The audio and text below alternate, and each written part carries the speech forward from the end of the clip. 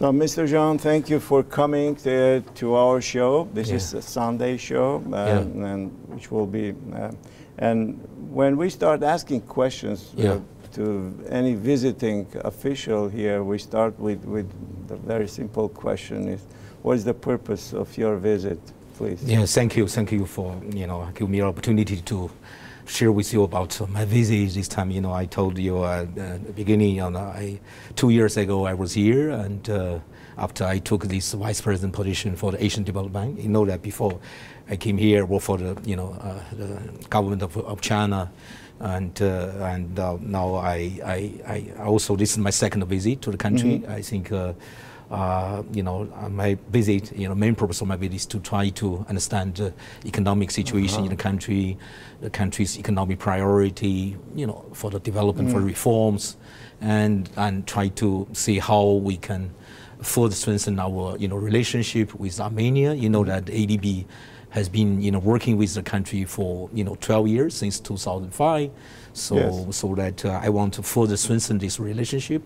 I know country also, that they also face, a lot of opportunities, but also many challenges. So certainly need the international development like ADB's support. Mr. Jean, Armenia is one of the 67 countries of member countries of ADB, and I'm just reading here. I have info about your activities in Armenia. So, as you said, Armenia joined in 2005, and you have approved 27 loans, totaling $1.27 billion. And 26 technical assistance grants, totaling $16.5 million. And would you tell us, and just talk to our audience, what ADB is doing in Armenia with all these loans? It's pretty impressive. That's right. Over the last 12 years, we have been supporting the infrastructure sector development, and mainly including this very famous North-South road corridor project, and then also project like this sustainable urban development investment program, particularly for the city, for Yerevan. So I visit our project, yesterday. I saw the road project in the city, flyovers. We the project finance, and road in the city. I met the mayor, so Yerevan, we talk about this urban project, and also, we support also other projects like water, sanitation, and also we have been, working with government to support, this, the financial sector, SME financing, and some of the energy project, transmission line, and the distribution network, and those kind of projects. And also we also support some of the social sector, including the a project for the strengthening the the buildings of schools, so the building can be stronger against any kind of disaster in the future. So of course we also not only support the infrastructure, hardware, but we also support the reforms. Reform in the different sectors, road sectors, power sector, water supplying sectors. I think this year we had a new policy-based loan to support the public, efficiencies, improvement, and also this financial market development. And Mr. Jean, are you telling them how to reform, or you just identify that these guys are reforming themselves, and you are helping them? No, you see, when we do that, this policy-based loan, what we call, it's not like a typical, investment project, like a road, right? But if we do this policy-based loan, we must have a policy metrics, before we disperse. Your metrics, and you tell them that's right. Before we disperse money, the government, has to meet with our policy conditions. So of course we need to agree with the government on those policy conditions from very beginning. So you, despite you might have some disagreements, you go ahead with them, and certainly we need during the project preparation we have to build a consensus, because when you do a reform, you must have the ownership by the government, by the country themselves, right? You cannot impose something they cannot do or they don't have ownership. That's not good. Yeah. So we have to also, to be honest with you, we have to not only ourselves, we have to consult with the IMF, International Monetary Fund, and other development partners. Try to get a kind of consensus. Right. This is something we should do or we can do in a country. Mr. Jean, this is like follow-up question. As you are dealing with the governments and different entities in encouraging them to reform, and what do you see? Do you see any progress there? How you evaluate their performance in this in your metrics? Yeah, of course. Some of the reform measures, as mentioned to you, I see like the project we support, infrastructure sustainability, kind of project. I think on that project, we support reform in some of the infrastructure sector, particularly in the road sector, in the power sector, and also in the water supply. Based on my knowledge, they already met with our condition in those sectors. We are currently supporting this new policy area like public efficiency and financial market. I think that one that we have conditions. This project just approved this year, so I think those conditions also. I think we are quite confident that the policies we laid out in the program, it also can be implemented. I can give you an example. One of the policies about the PPP, public-private partnership law. Yes, I think the government also. I was told by my team, that they are going to or even approve this law. So very soon. I hope that this kind of policy, in policy reform. And you feel that they have open ear and open mind? Yeah, because I feel that, based on my interaction with the government so far, I see that, they are trying to improve the public sector, management, public efficiency improvement. At the same time, we try to get, promote more private sector development, try to even to get more private sector, led kind of growth. Because that government is very committed to this macroeconomic and financial stability, because they care about this fiscal consolidation. Yes, yes. They care about the debt, sustainability issues. They had a program with the IMF, and also I feel that they are very serious on trying to meet with some of the target, like a physical deficit target, debt, level over GDP ratio. They are very serious on that. So I feel, that now at the same time, they try to, improve the business environment in country for more private sector. Of course, there's room for further improvement. So that's why we are here to try to further, improve the country's business environment in the future. So, and on that question, Mr. Jean, there are corruption risks in every international project, and I think yours could not be an exception. This is and in many countries there are a lot of international projects, and there are always allegations of corruption. And we know that the north-south, this project that the highway is being built, in the society there is a conception, there is this belief that there is corruption there, and among the government officials who are, or contractors who are building it. What do you know about this? I think you fight this. You see, our policy very clear. When we do the development project in the member countries, we have a very strict, kind of policies on the, transparency, on the, governance issue, procurement issues, particularly on the procurement side. Yes. And we have to make sure, when we do any kind of procurement for this, civil works, or supply of goods and services, we have to make sure the government agency follow the ADB's right procedures. So you have to you have to go through competitive bidding process. Contractors should compete. So based on the certain technical commercial criteria, we have a very strict process for bid evaluation. So that we have to ADB and the government together with others try to make sure we the procurement process really in line with our very high level standards, so that we have a transparent fair competition among all the bidders, And so this is something we have been very strict over the years. We have zero tolerance on any kind of corruption. So we also, during the project implementation, we have very strict also procedure. We want to make sure the project follow our financial management policy. So we have to make sure the money will be used for the right purpose for the project, not for other purpose. So we have the auditing process, and we have try to support strengthen the project entities financial management. So any kind of use of money must be justified.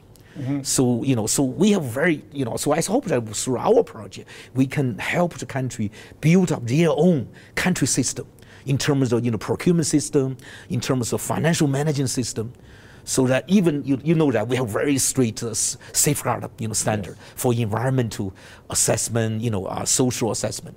So this is a very very strict standard. Mr. Jean, on that question also, just to follow up, when something goes wrong, do you have in your policy freezing the project? Yeah. If we see some problem, we must take action to correct that problem. Like a procurement issue. If there's a contract dispute, if we see if we found some misprocurement in our project, we must take immediate action. So that if we see some firms or individuals, right, they are doing something against our regulation, our policies, we'll put the firm and the individual on the, like we will give some sanction kind of policy, put them on a blacklist. So they will not only be. If someone is on if they do, they will not so get in the future, time. maybe in the future, a few years, maybe they will not be able to, participate in our bidding, anymore. Even other international organizations, we also have the cooperation mechanism. If we put one guys or one firm on that list, they may also not be able to get the contract from other, like the project financed by other international, financial institutions. So that kind of mechanism we have been putting there. And just the thing is that in Armenia, until recently, and there were, you were not maybe so active as you are now, and as Armenia's representative or ADB is very active, talking to media and representing, explaining all these policies. But before, some people really had no idea. You were actually doing a very good job, but on PR side not everything was so transparent and open. But now there's. You see that we have very like a transparent information sharing policy with the public. You can get information on ADB website on what project we are financing in Armenia, and so that kind of is clear to the public. And mentioned to you, we have very strict policies for the project preparation implementation. Of course, even you have a very good policy here, you cannot, right, say that you will have no problem at all, right, particularly during the project implementation. But we do have that our mission, we send our mission every year to the project side, talk to the project entities quite often. So we ask them to provide this kind of report to us, program report, audited financial report to us also. So we have to really review those kind of things. So if there's anything wrong, something happened, we have to take action.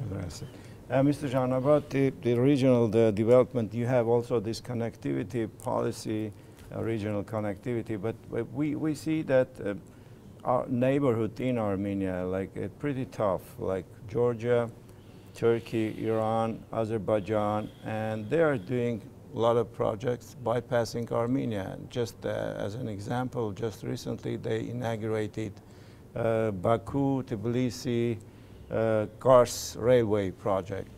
And this project is, when you look at the map, you will see it's so unnatural, so artificial, how they bypass Armenia. The shortest way is just go through Armenia, but they spent a lot more money to bypass Armenia, while they can just save a lot of money if they build a railway through Armenia. And are you talking to these guys like Azerbaijan and Turkey, as we know, Azerbaijan is a member country. Turkey is in non-regional, like member country or ADB. Are you talking to them to somehow? Okay, let me see that. Regional corporate integration is one of the 3 strategic agenda for Asian development. We support the inclusive growth. We support the environmental sustainable growth. We also support regional integration and cooperation. So you see that from our mandate very clearly. Yes. We support these member countries, cooperation with their neighbors at the sub-regional level and the regional level. That's very clear. So we have been doing this kind of cooperation in many parts of Asia and Pacific. I can tell you that we are supporting this in South Asia, in Central Asia, and Southeast Asia, and Pacific area. So a lot of regional program we have been supporting for. So over the last 50 years. So for Armenia, I can see that we are like a landlocked, right? Armenia is a landlocked country. So certainly I see these kind of connectivities with the region and with the international market are so so important for Armenia, right? So that's why ADB support this North-South Road Corridor project. This will link, right, the country with the neighboring countries like Georgia and Iran, right? So so ADB has been doing this project for some years, since 2009. I met with the government yesterday. I said, this is so important corridor. I want to say one day this road corridor will become the economic corridor, a trade corridor, not only for the Armenia, but for the country in the region. So I think we still have a lot of things to do for the final completion of the whole corridor, for this North-South road corridor. We only, So it's like your alternative route to. You see, with this North road, we also support this, this border, this road between Armenia and Georgia. That one, what we call the M6 road project. We ADB also supporting, except for this North-South road corridor. So this will help the connectivities with with the Georgia. Of course, if we can finally build this corridor North-South, that also can, improve, right, the connectivity with Iran on the southern part of the border, right? So this is what ADB has been trying to do.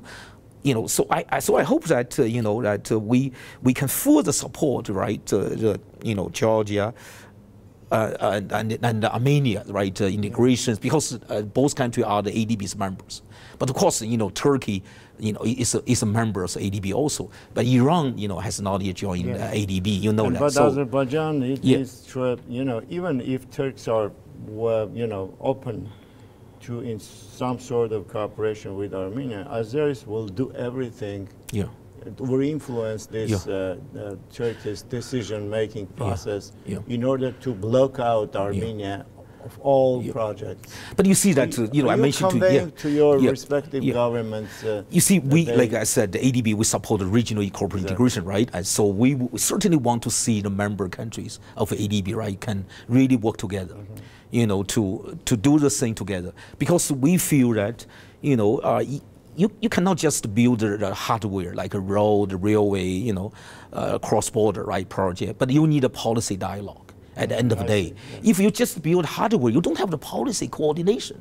You just cannot move your goods, your people, service, cross the border smoothly. So, policy dialogue, kind of politically kind of mutual trust are also so important, right? So I hope that, I hope in the near future, right? Of course, ADB, if there's any kind of things we can do to facilitate this kind of, kind of cooperation and, and the policy dialogue among the, member countries, we'll be very happy to do that.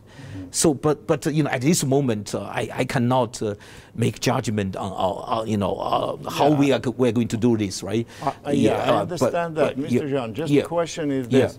Is this in your policy to also to convey your concerns to your respective governments and ask them to help in some sort of, facilitate some projects or facilitate problem solving? You see that Asian development, we are like international, right, development. Exactly. So we always said we are the honest broker. Okay, that means we are trying to be neutral. right? We are not a political, agencies. So we try to, as I said, to, try to encourage the coordination, cooperation, dialogue among the member countries. So for the interests of their own and for the interests of the region. So that's what we can do. So if certainly government want us to do something, we will certainly try our best to facilitate this kind of dialogue. And of course, if there's a good opportunity in the future for us to do something to facilitate this dialogue, of course, I think we'll be happy also to do that. But at the end of the day, you know that we still need the member country, right? Themselves, at least first, they needed to build this, kind of, good, spirit of the cooperation and the coordination. But, we certainly can facilitate and can promote. Yeah, we can provide, our resources, both financial and technical resources, right, to support this kind of cooperation. But at the end of the day, member country, as a sovereign country, they have to make a decision themselves. We cannot say, oh, you should do this, you should do that, if they don't have, this kind of consensus. But you are talking with the other OSCE, like other international organizations, like you have, like you said, IMF, World Bank, all kinds of. Yeah. And last question is Armenia's economic situation. You are coming from the world of economy, and you are pretty much aware of Armenia's situation. And I would like just to have your take on this subject. Armenia is losing population due to lack of jobs and investments, and the businesses are suffering from absence of the sustainable markets. The buying power for Armenian population is shrinking because of transfers that are coming from Russia is also on decline. Yeah. So it seems to me this negative trend is continuing. How you are assessing this situation, and is there any way that ADB can help to at least to ease this challenges? Challenges? Yeah, I think the country, I think on the one hand I should see that has also a lot of potential and talented people and well-educated people. Even of course you have a relatively small population, but also you have many talented people and well-educated labor force. And you have been a very good, from the historical background, you have been very good in some of also, I think area like for the science or technology, even IT, I can see that you also some minor resources, also this also agriculture resources, I think.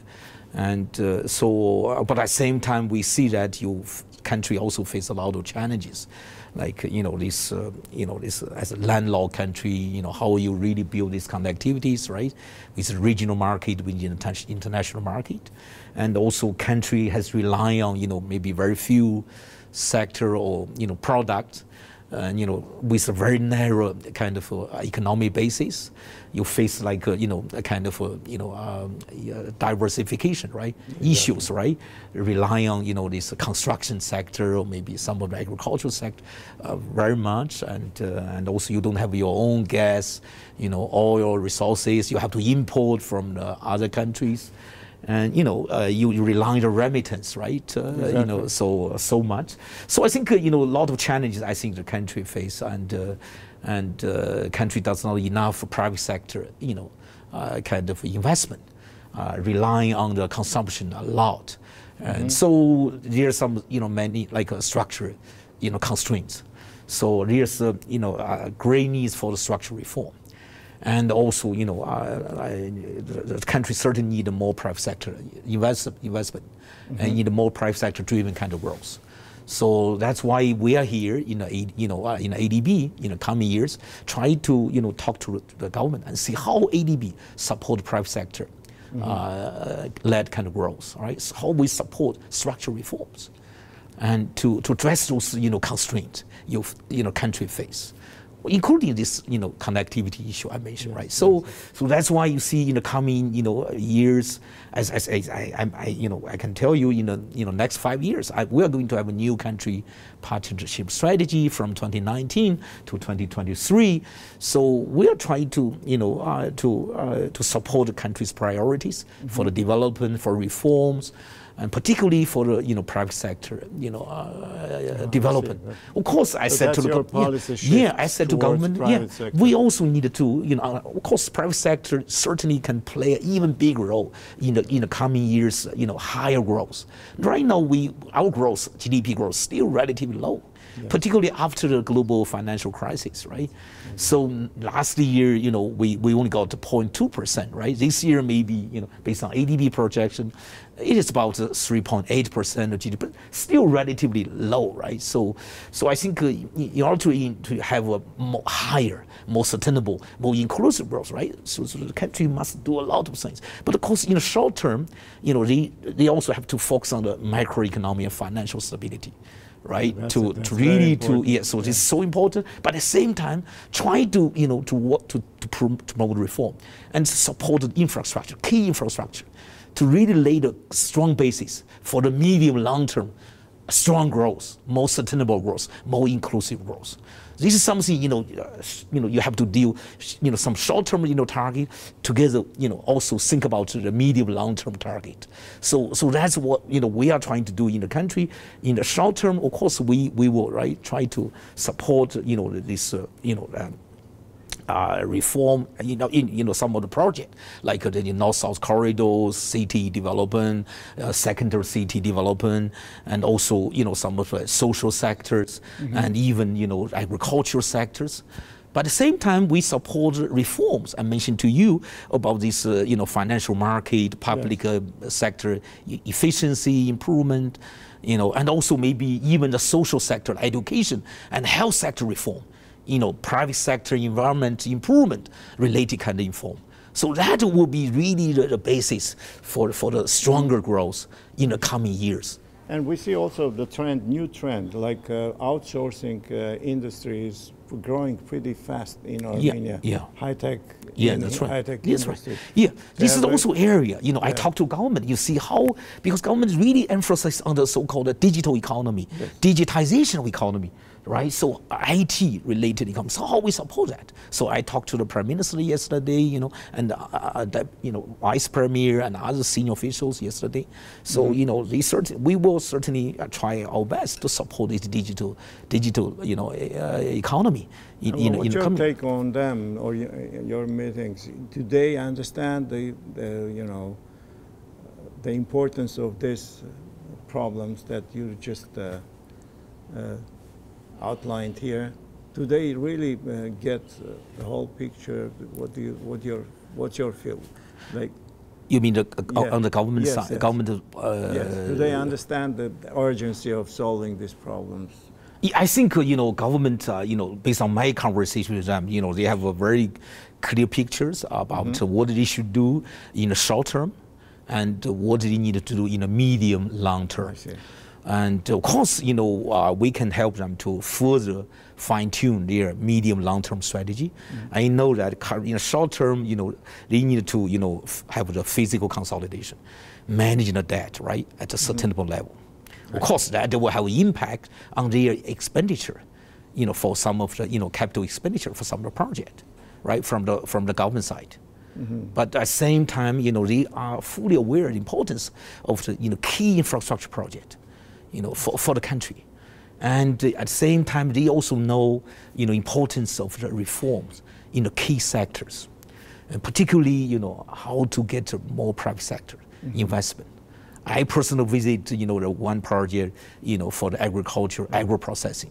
I can see from that project, there's great potential for agricultural sector, even for Armenia. Of course, Armenia also trying to develop maybe service sectors, manufacturer sectors, even high-tech sector like, digital economy, or IT sectors, right? So I think, they need to diversify the economy, right? Not just only on one or two product, one or two, sectors.